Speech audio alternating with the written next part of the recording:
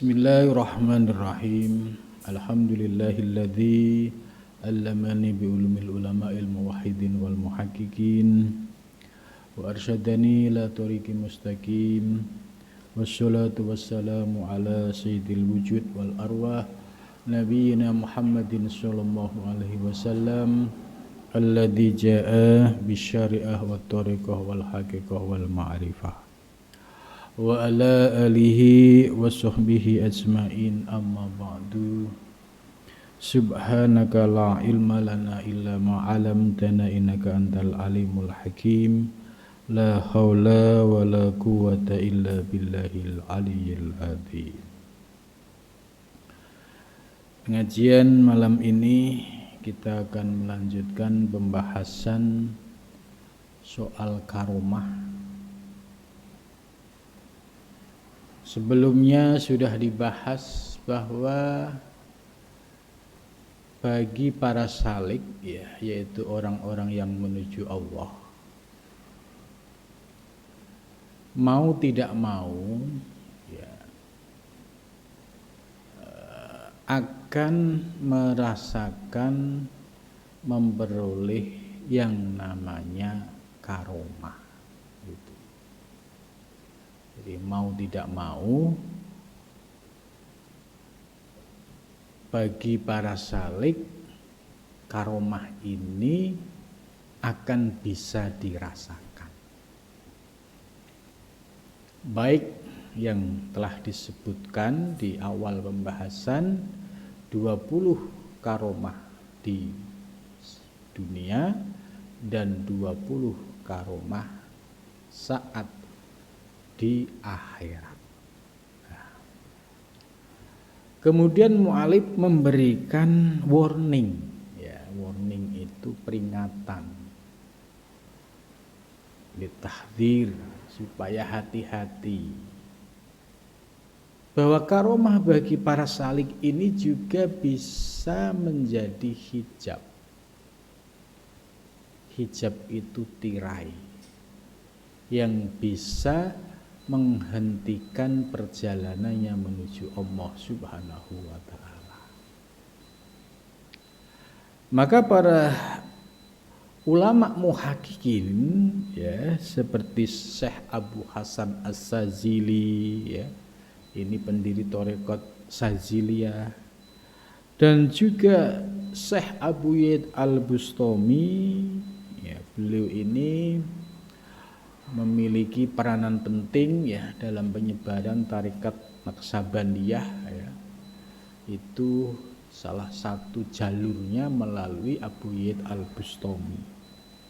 Begitu juga tarekat Qadiriyah. Termasuk Syekh Junaidi. Jadi ini ulama-ulama tasawuf yang muhaqqiqin. Itu memberikan pencerahan bahwa jangan sampai terpesona dengan karomah-karomah yang sifatnya khariqul adah. Seperti apa khariqul adah? Yaitu munculnya peristiwa-peristiwa di luar adat kebiasaan. Contoh misalnya tiba-tiba muncul kesaktian, bisa sholat di atas air, bisa sholat di atas daun. Terus ditambah lagi kemarin contoh-contoh seperti memasukkan tangan ke dalam saku. Awalnya sakunya itu kosong, tiba-tiba tangannya bisa memperoleh sesuatu benda. Ini oleh ulama muhaqqiqin diingatkan, jangan terpesona dengan model karomah-karomah seperti ini. Sebab kalau tidak mapan batiniahnya, pasti akan terpesona dan akhirnya menjadi terhijab. Kenapa? Karena muncul penyakit ujub, heran terhadap dirinya sendiri, merasa sudah sakti, merasa sudah wusul ilallah, merasa sudah punya karomah. Akhirnya terhenti perjalanannya, terpesona dengan karomah-karomah yang instan. Maka para ulama muhakkikin seperti Syekh Sazili, Syekh Junaidi dan juga Syekh Abid Al-Bustami ya, memberikan karomah yang sesungguhnya bagi seorang salik, yaitu karomah maknawi. Apa maksud karomah maknawi?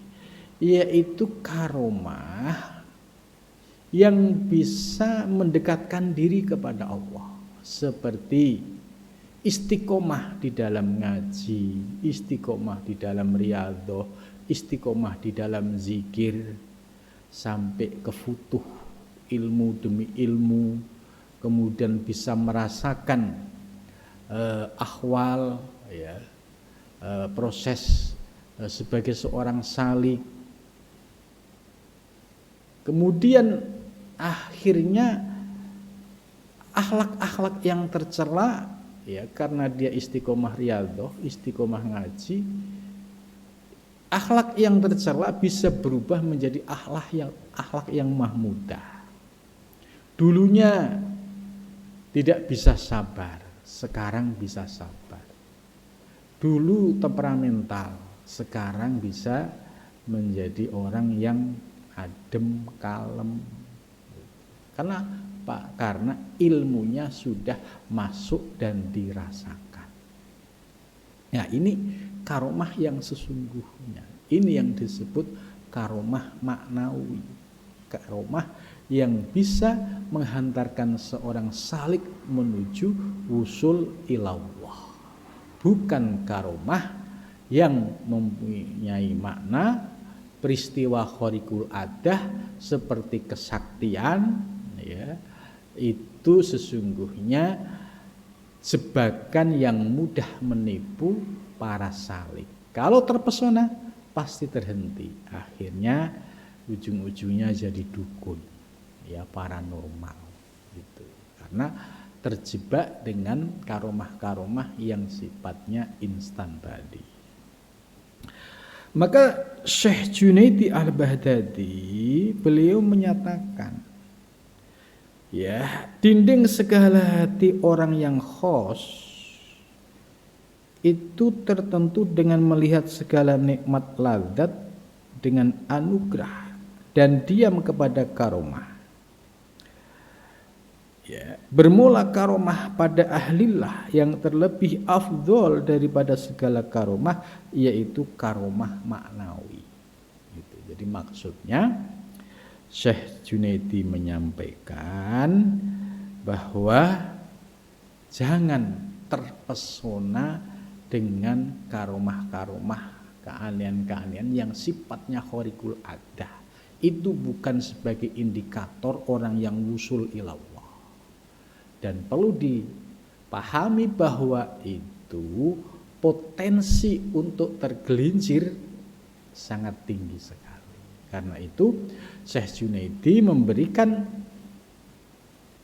pencerahan karomah yang sesungguhnya bagi seorang salik, yaitu karomah maknawi, yaitu istiqomah ngaji, istiqomah zikir, istiqomah riyadhah mujahadah ya. Tidak mendapatkan karomah yang aneh-aneh enggak masalah. Karena ternyata karomah yang aneh-aneh itu banyak tipu dayanya. Lebih aman, lebih selamat kita memperoleh karomah yang substansif, ya, substantif, ya. Ini yang disebut karomah maknawi, yaitu karomah yang bisa menghantarkan perjalanan seorang salik menuju wusul ilallah.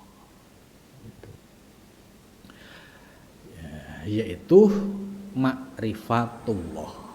Ini karomah yang maknawi, bukan kesaktian-kesaktian tadi. Seperti makrifah akan Allah Ta'ala ya, dan kasih akan Dia. Jadi orang yang seorang salik yang istiqomah zikir ya, Ilahi anta maksudi wa ridhoka matlubi. Ya. Tiap hari selalu berzikir, mengucapkan kalimat-kalimat seperti ini menunjukkan semakin rindu.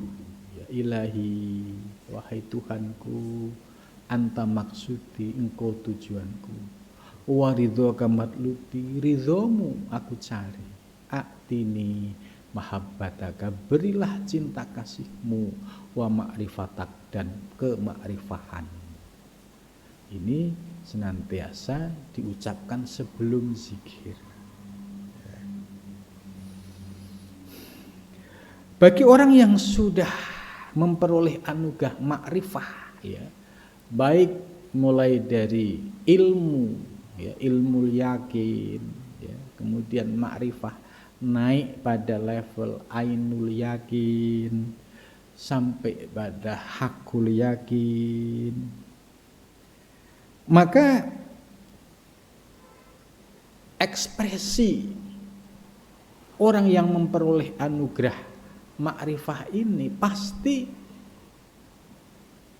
kualitas ketakwaannya akan semakin membaik gitu. Jadi ciri-ciri orang yang sudah usul ilallah, orang yang sudah makrifah kepada Allah, maka akan nampak dalam perilaku keseharian, yaitu istiqomah, ya, di dalam menjalankan segala yang diperintahkan oleh Allah dan menjauhi segala yang dilarangnya.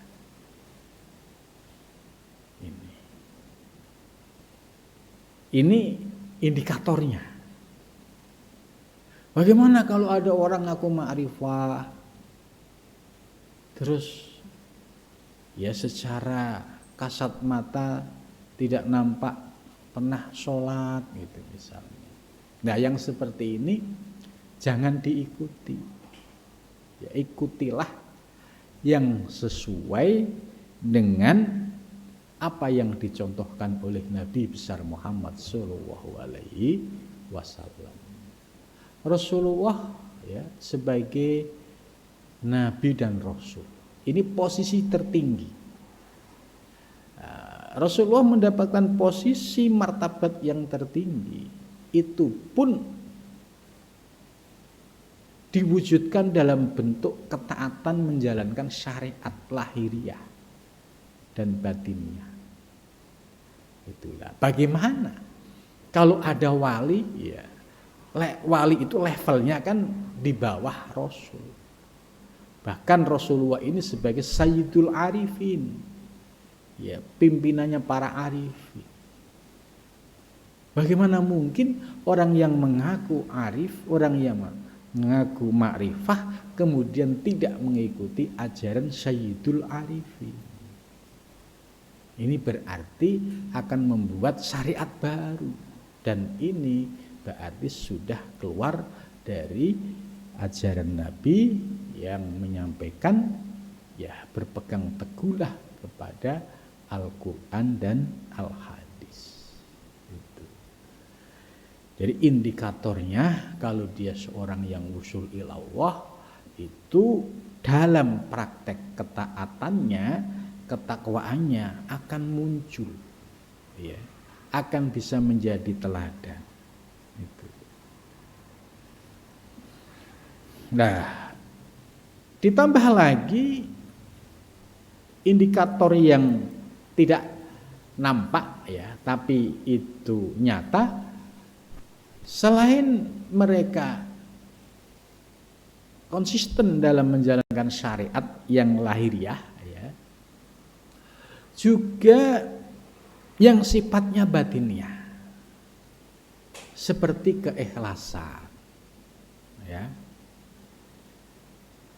Mereka yang sudah sampai pada level ini, ya, sudah arifin billah, ya, insya Allah di dalam ibadahnya, ya, tidak ada lain, ya, kecuali semata-mata mengharap ridho Allah, ya, sudah tidak tertarik dengan pujian makhluk, sudah tidak tertarik lagi dengan sanjungan makhluk itu.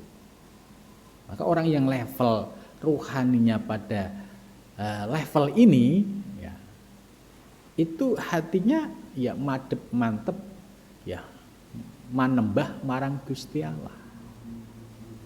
Jadi bukan melihat ke makhluk lagi. Nah inilah yang menjadi ruh di dalam ibadah. Ibadahnya ada ruhnya karena ada ikhlas. Sebab ada juga orang ibadah tapi ruhnya nggak ada. Ya sholat sih sholat, takbir sama sampai salam, tapi ruhnya nggak ada. Kenapa?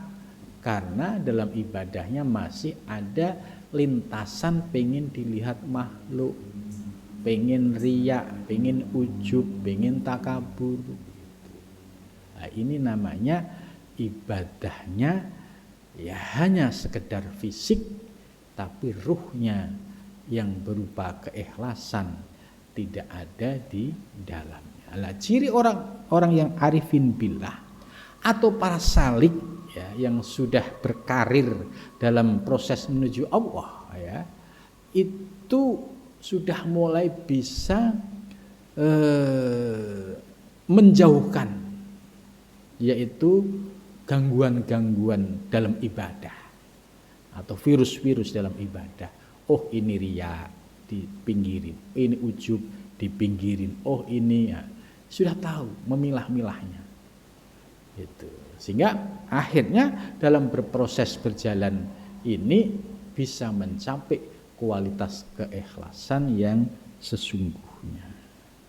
Jadi tambah yakin dan tambah ikhlas.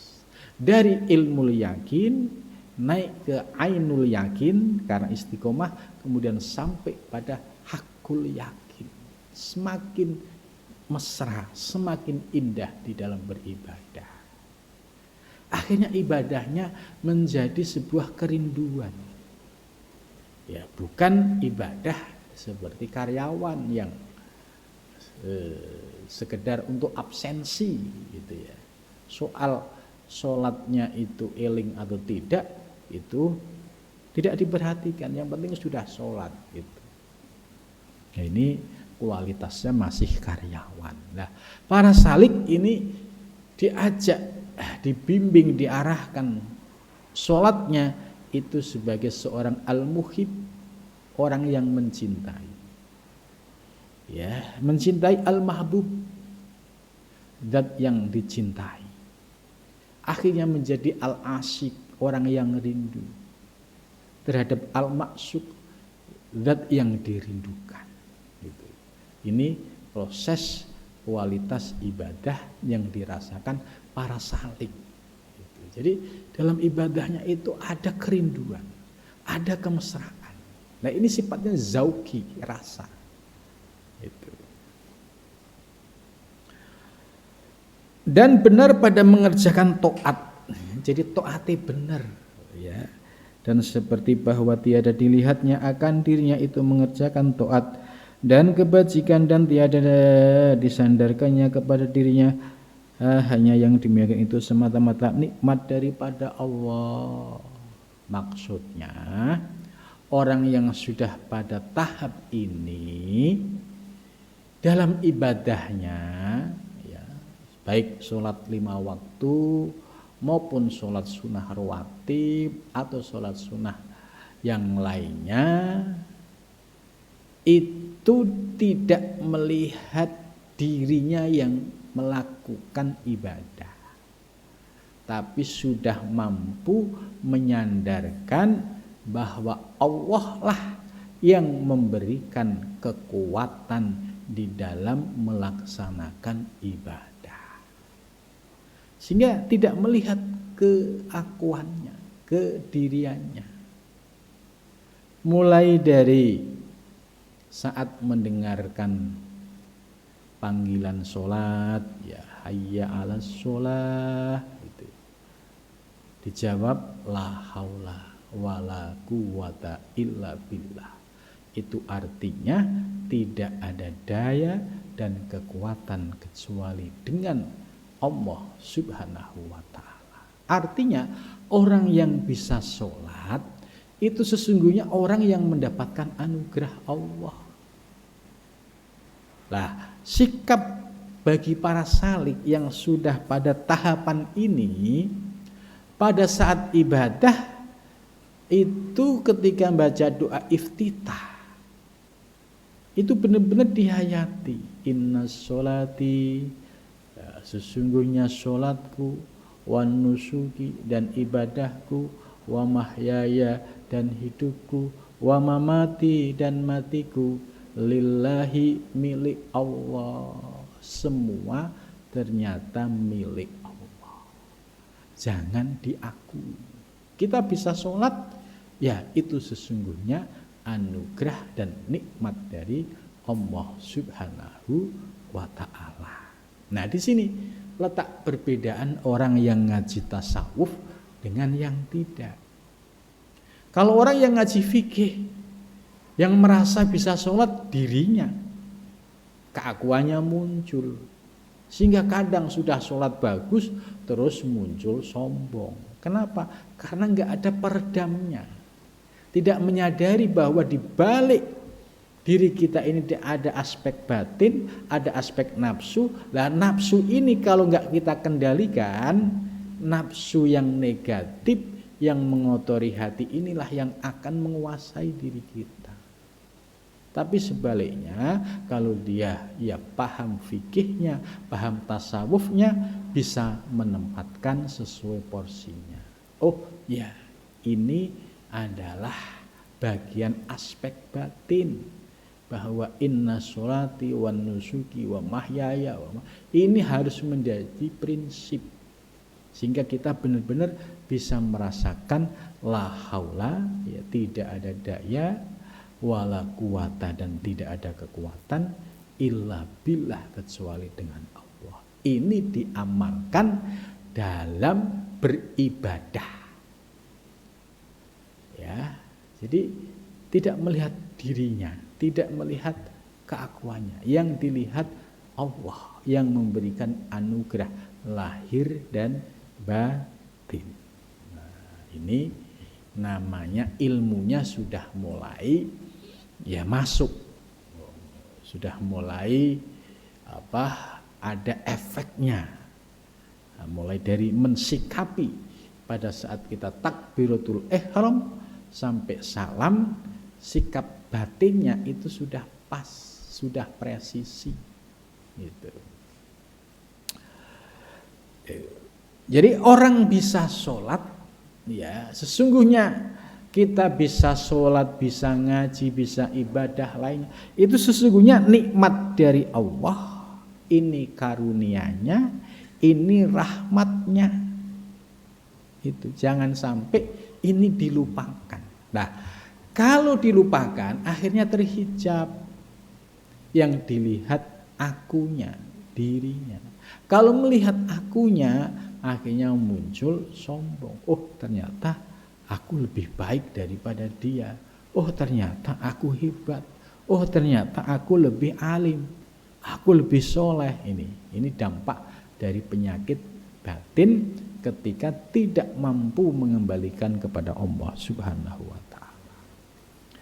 Maka sikap para salik di dalam melaksanakan ibadah, ya, itu akan berpegang pada firman Allah, qul bifadlillah wa bi rahmatihi fa bidzalika falyafrahu huwa khairun mimma yajma'un. Ya, ini ayat ini ya cukup luas maknanya. Ya. Termasuk ketika Maulid Nabi, ya, ayat ini juga sering dipakai untuk kehadiran ya Nabi besar Muhammad SAW di dunia ini merupakan bifadlillah, ya, wa birahmatihi, ini murni anugerah Allah dan rahmatnya Allah. Andai tidak ada Nabi Muhammad, kita tidak kenal Islam, kita tidak kenal Allah. Maka kehadiran Nabi Muhammad, kul bifadlillah, sebagai anugerah Allah dan sebagai rahmat Allah. Terus turun, ya. Ternyata agama yang dibawa oleh Nabi Muhammad turun temurun bersanad dari Nabi kepada sahabat, tabiin, tabiut tabiin, ya, sampai ke ulama Nusantara, ya, sampai kepada kita itu melalui jaringan guru-guru. Lah guru-guru ini memiliki sanad. Maka kita bisa ngaji dengan guru. Ya, guru ini ngaji dengan gurunya sampai akhirnya kita bisa sholat, ya, secara tertib. Ini juga termasuk kul bifadlillah wa birahmatihi. Ternyata agama Islam yang dibawa oleh Nabi Muhammad, ya, sebagai anugerah setelah 14 abad kita termasuk menjadi bagian orang yang mendapatkan anugerah Allah ini. Nah, anugerah Allah ini berupa apa? Yaitu bimbingan seorang guru.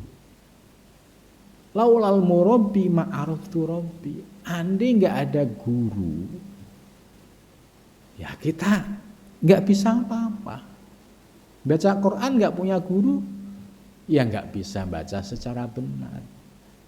Ya ngaji fikih nggak punya guru, ya problem. Apalagi ngaji tasawuf nggak punya guru, bermasalah. Gitu. Maka ketika kita diberikan anugerah, ya, ilmu yang lurus, pemahaman yang mencerahkan, akhirnya kita bisa mempraktekkan ajaran Islam yang dibawa oleh Nabi sudah sekian abad, 14 abad, tapi kita bisa merasakan aspek lahir dan aspek batinnya. Maka ini sebagai anugerah Allah dan sebagai rahmat Allah. Itu. Fabidzalika, maka karena itu, falyafrahu, maka hendaklah kalian bersenang. Artinya senang. Ya, kita bisa ngaji tasawuf ini senang. Karena ya sudah mulai jarang orang yang ngaji tasawuf, itu sudah mulai jarang. Ngaji fikih banyak. Itu. Lah, kalau kita bisa mengintegrasikan antara pemahaman fikih dan tasawuf, ya ini sama saja kita mengembalikan kepada ajaran Nabi yang sesungguhnya. Karena ajaran Nabi dulu itu ya meliputi aspek lahir, aspek batin. Jangan sampai puas dengan yang zahir tok, puas dengan ilmu fikih, batiniahnya kering kosong. Sholat, tapi keikhlasannya nggak ada. Nggak ngerti tipu daya iblis yang masuk ke dalam diri kita berubah. Penyakit-penyakit batin yang selalu mengajak kita untuk berpaling dari Allah tidak bisa mendeteksi. Mendeteksinya aja susah, bagaimana menghindari, bagaimana melawan. Gitu. Nah, disinilah kita berdasarkan ayat ini bersyukur kepada Allah dengan bifadlillah, anugerah Allah dan rahmatnya Allah, maka kita menjadi senang bisa mempraktekkan ajaran Islam secara utuh. Wa khairun mimma yasnaun, dan itu lebih baik dari apa yang mereka berkumpul. Dan lagi firman Allah Subhanahu wa taala, ma asabaka min hasanatin faminallah. Ma asabaka, tidak ada sesuatu yang menimpamu, min hasanatin, dari kebaikan, faminallah, maka itu dari Allah. Ya, ini juga prinsip tauhid. Ayat ini sebagai prinsip tauhid. Kalau kita sedang memperoleh kemudahan-kemudahan di dalam ketaatan dan kebaikan, maka harus dikembalikan kepada Allah Subhanahu wa ta'ala.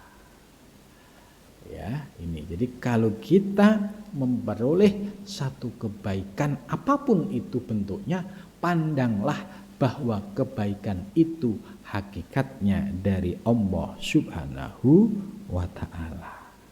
Ini adab dan sikap kita.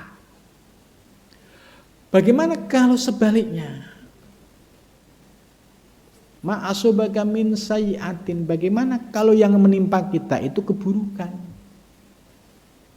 Apakah harus dipandang kepada Allah secara totalitas atau bagaimana? Nah, ayatnya ma'asobaka min sayyi'atin famin nafsik. Kalau keburukan ini sebagai adabnya, ya itu dari dirimu gitu. Ini sebagai adab. Kalau tidak didasari dengan prinsip ini, ya, ini namanya ayat ini sudah memberikan guidance, petunjuk bahwa terkait kebaikan, ketaatan kita kembalikan kepada Allah, terkait keburukan itu kembalikan kepada diri. Ini maksudnya apa? Supaya kita berhati-hati. Sekalipun hakikatnya semua dari Allah, tapi yang hakikat ini nggak boleh didohirkan.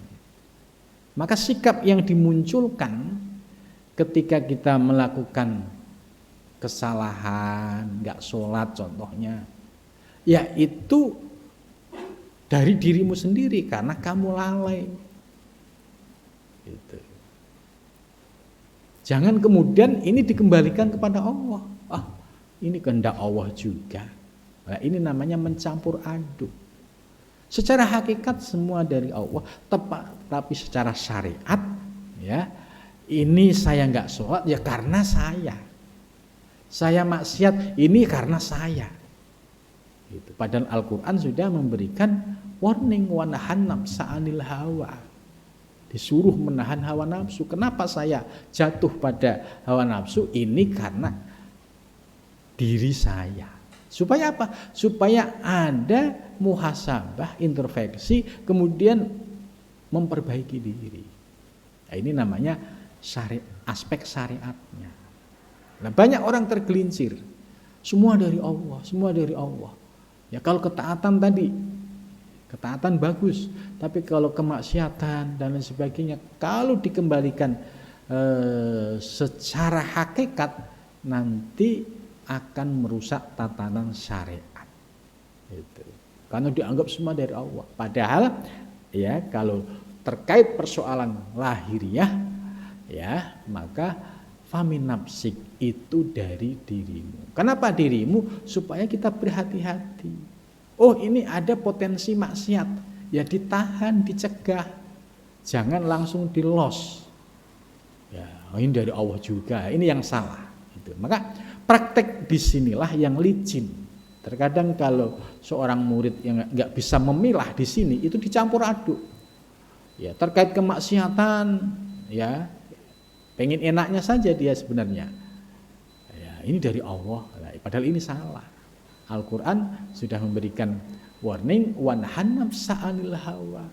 Kalau ada tarikan hawa nafsu harus dilawan, jangan diikuti. Kalau jatuh ya kita cepat-cepat muhasabah, istighfar, mohon ampun kepada Allah, kemudian bertaubat dengan taubatan nasuha. Nah ini praktek yang proporsional antara syariat dan hakikat ini penting supaya tidak terjadi campur aduk. Sebab kalau murid memahami persoalan ini itu bulat campur aduk, pasti bisa dilihat perilaku akhlaknya pasti bulat, ya campur aduk. Ya, nanti ujung-ujungnya nggak sholat. Ketika ditanya kamu nggak sholat kenapa? Ya kehendak Allah ini. Nah ini sudah mulai ngaco. Terus nanti ada peluang maksiat. Gitu. Ketika ditanya kamu ngapain maksiat? Nah, dikembalikan ke Allah lagi. Ini yang salah kaprah seperti ini. Ini yang salah, jangan sampai diikuti. Dan kalau diikuti, ya dia akan bulet. Bulet itu ya tidak akan mendapatkan anwarul ilahiyah, ya. Dia seolah-olah dalam kebenaran, tapi sesungguhnya dia bulet dalam kegelapan. Karena enggak ada nur ilahiyah, sebab dicampur aduk antara hawa nafsu dan mencari kebenaran dengan ilmu. Kemudian selanjutnya,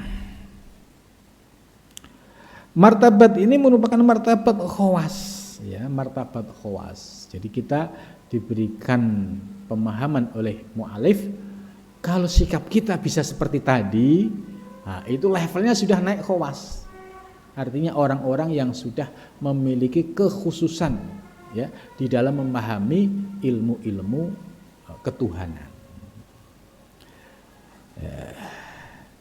Daripada orang yang abror, jadi dia termasuk khawas di antara orang-orang yang abror, yaitu melihat akan segala ibadah itu nikmat daripada Allah. Jadi bisa sholat malam yang dipandang Allah, bisa sholat jamaah yang dipandang Allah, semua terkait ibadah itu sebagai nikmat dari Allah Subhanahu wa ta'ala. Jadi kalau level kita sudah bisa seperti ini, sikap batin kita itu sudah naik grade-nya. Oh, itu masuk ke khawas. Tapi kalau masih hitung-hitungan, ya, pahala, ya, itu masih belum naik ke khawas. Gitu. Jadi disinilah kita bisa melihat ke dalam diri kita. Kita ibadah itu sebenarnya masih terpaksa atau masih hitung-hitungan, gitu ya, hitung-hitungan pahala, dosa, atau kita sudah memandang sebagai anugerah dan nikmat Allah. Nah, kalau kita sudah bisa memandang bahwa semua itu nikmat dan anugerah Allah, leveling rohani kita sudah naik. Tapi kalau masih hitung-hitungan, gitu, sholat sunnah hitung-hitungan, sholat jamaah hitung-hitungan, gitu, ini berarti kelasnya masih awam, masih karyawan, itu belum naik level rohaninya.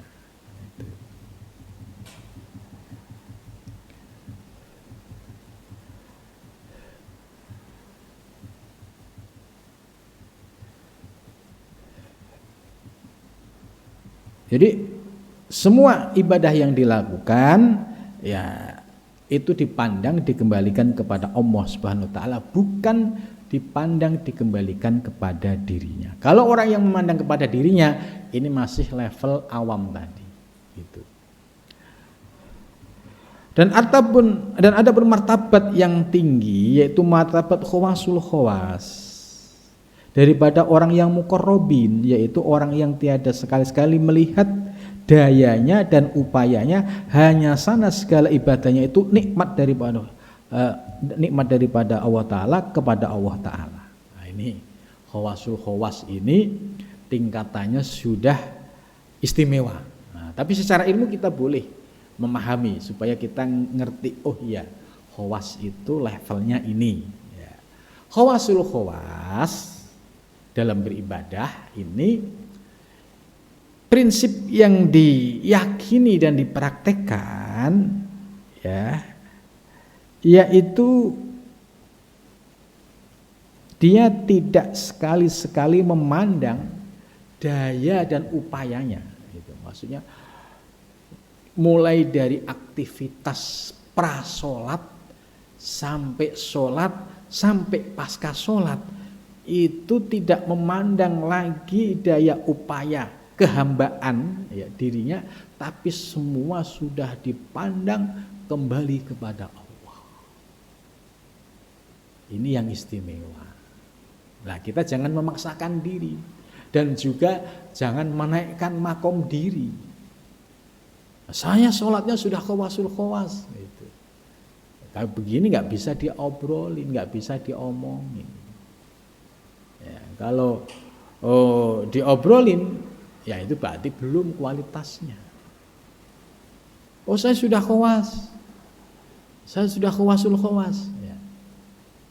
Nah, ini sebagai tingkatan yang harus kita pahami bahwa tingkatan yang khawasul khawas itu seorang yang beribadah tidak melihat daya upaya kehambaan atau kediriannya, tapi semua dipandang dikembalikan kepada Allah Subhanahu wa taala.